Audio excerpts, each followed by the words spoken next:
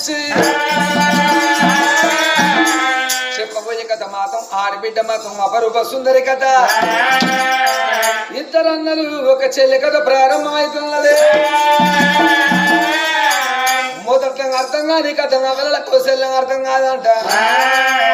మొదలు పట్టుకుని ఆఖరి దాకా ఇవ్వలేంటారు వాళ్ళకి కథ అర్థమవుతుందా. ముచ్చట్లు పెట్టకండి